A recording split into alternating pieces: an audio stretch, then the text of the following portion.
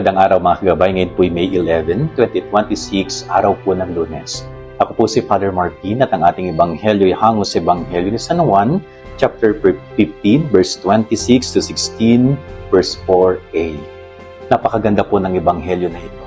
Nalalapit na po ang pag-akyat ng Panginoon sa langit at inihahanda po niya ang kanyang mga alagad upang sa ganon ay hindi muling kainin ng takot ang kanilang damdamin.